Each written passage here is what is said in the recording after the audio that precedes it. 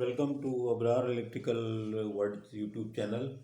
आज मैं आपको बताने की कोशिश कर रहा हूँ कि हम कैसे टेस्ट करें कि कोई ट्रांसफार्मर जो है वो DY11 है। इसी तरह DY1 पे हम अलग बनाएंगे, क्योंकि जो मैंने कमीशनिंग टेस्ट आपको बताए हैं तो इसका बैकग्राउंड ये है कि मैंने उसमें बताया था कि मैं हर एक के मुतालिक अलग से एक वीडियो बनाऊँगा ताकि आप लोगों को ये पता चले कि टेस्ट किस तरह करते हैं। तो ये हमने यहाँ पर एक टेस्ट से शो कर दिया। सिंपल था, एक वोल्टेज सप्लाई के लिए टेस्ट होता है। कोई इसका टेस्ट जो है बड़ा कोई टिपिकल चीज़ नहीं है, सिर्फ आपको इसको 440 वोल्ट देना है।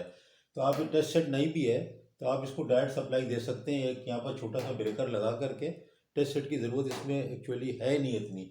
तो आप एक लगा के टेस्ट सेट या आप एक MCB लगा के और 440 वोल्ट इसको देते हैं बस, या 400 वोल्ट हम कहते हैं, 440 तो अलग चीज़ है। ये 440 वोल्ट ख़तरा लिखा रहता है, इसका भी कभी मतलब समझाऊंगा मैं आपको सब स्टेशंस के ऊपर। मैं सोच रहा हूँ कि अभी याद आ गया मुझे। तो टेस्ट सेट नहीं है, आप ये सिर्फ समझ लें कि एक ब्रेकर है और वहाँ से आपने अब LT सप्लाई बस ले ली और ये ट्रांसफार्मर है आपका मेन 132 kV साइड है और ये 11 kV या कोई भी साइड है जो भी है, न्यूट्रल है।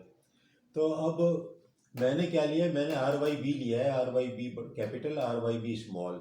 अब इसमें आपको मिलेगा ABCB मिलेगा, फिर यहाँ पर स्मॉल ABC मिलेगा, फिर यहाँ पे UVW कैपिटल मिलेगा, यहाँ पे UVW स्मॉल मिलेगा, यहाँ पर H1 H2 H3 कैपिटल मिलेगा, यहाँ पर H1 H3 स्मॉल मिलेगा। तो 3-4 तरह से इसके जो है ना ये जो है डिजिग्नेशंस है। मैंने ये लिया है रेड येलो ब्लू, हमारे मुंह पे चढ़ा हुआ रहता है ज़बान पे, और वो फेज़ वगैरह जो एक्सप्लेन करने में हमें जल्दी समझ में आता है। तो मैंने इसको ये RYB लिखा है। आपको ज़्यादातर मिलेगा ABC UVW, क्योंकि जो IC है और दूसरे कन्वेंशन हैं उसमें जो है रेड येलो ब्लू का कोई मतलब नहीं है। मतलब सिर्फ ये है कि ABC या UVW और एंटी क्लॉकवाइज रोटेशन।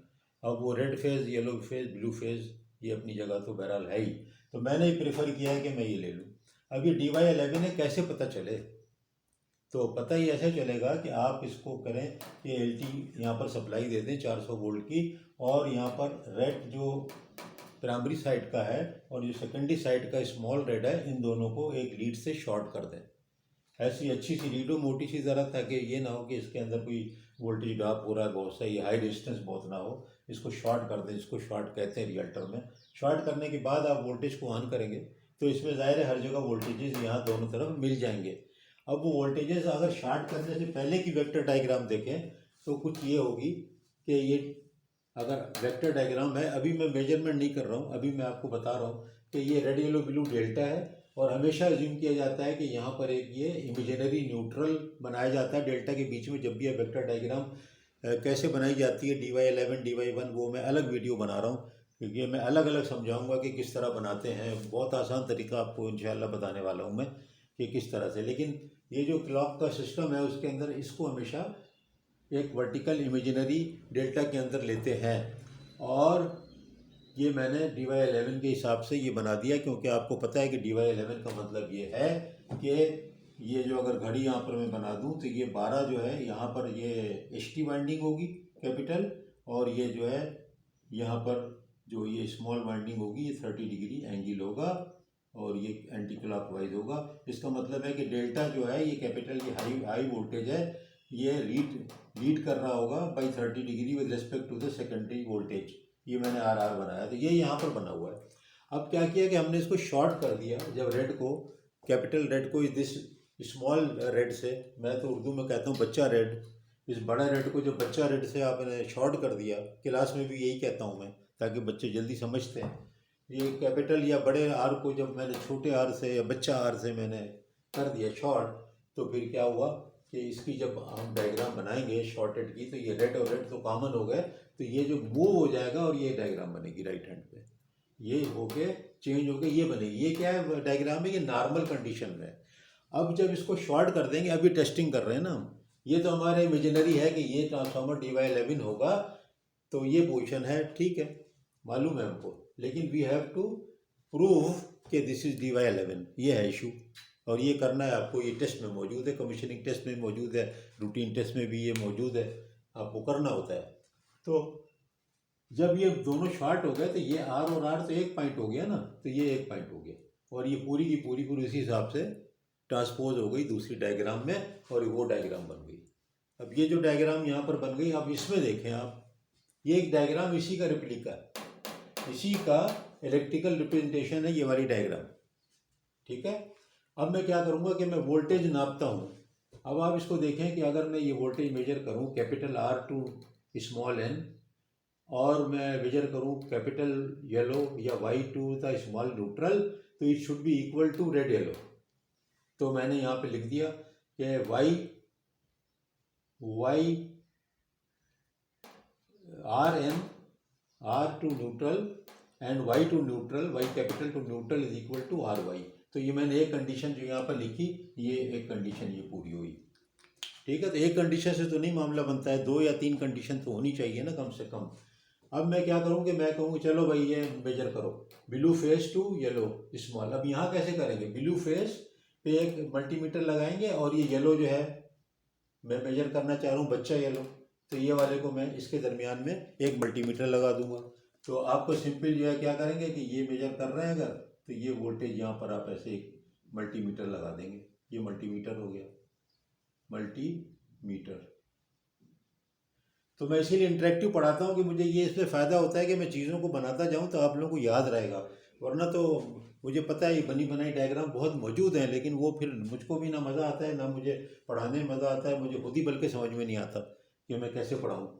तो देखिए मैंने यहाँ वोल्ट मीटर लगा दिया, तो क्या मैंने मेजर किया ब्लू टू येलो, और फिर मैं दोबारा मैंने इसको मिटा दिया। फ़ायदा उठा रहा हूँ मैं अपने वाइट बोर्ड के पढ़ाने का, और मैंने कहा कि बी टू बी मेजर करो भाई, बी टू बच्चा बी। तो मैंने भी वोल्ट मीटर को यहाँ लगा दिया, बच्चा कैपिटल बी टू बच्चा बी। अब जब ये वोल्टेज मेजर किया तो आप खुद देख लें कि ये जो वोल्टेज था बी टू वाई, ये तो बहुत ज़्यादा था इससे, और ये कहीं पर ही मेजर करें बी टू वाई, देखें ये जो बी टू वाई है इससे भी तो ये आगे ही जा रहा है ना ये डायग्राम, ये देखें। इसका मतलब है कि ये जो कैपिटल बी टू वाई है ये ग्रेटेस्ट ऑफ ऑल है। तो मैंने यहाँ पे लिख दिया ये कि कैपिटल बी टू वाई जो है this is greatest to all. कहीं पर आपको ये भी मिलेगा कि 2 वोल्टेज मेजर करते हैं, ये तो मैंने एक मेजर कर लिया और बाकी मुझे नोन थे, लेकिन कभी कभी ये भी आपको मिलेगा कि वो दोनों मेजर करते हैं, तो मैं वो दोनों मेजर करता हूँ। अब क्या है कि मैंने इसलिए आपको बताया कि आप इसमें कभी मिलेगा कि capital B Y is greater than B B, ये भी आपको कंडीशन मिलेगी कहीं पर। किसी मतलब ये भी एक कंडीशन हो सकती है कि capital B Y is greater than capital B और बच्चा बी, और मैंने फिर इसको ये कर दिया कि ये तो सबसे बड़ा है तो मैंने लिख दिया ग्रेटर देन ऑल, तो वो भी हो सकती है। अब एक तीसरी ये ले लें या चौथी कह लें, तो ये है कि अगर मैं यहाँ से कैपिटल वाई से मैं मेजर करूँ इस बी को और इस वाई को, कैपिटल वाई से मेजर करूँ मैं स्मॉल वाई को और स्मॉल बी को, ये वोल्टेज नापूँ, ये मैं काट दिया मैंने।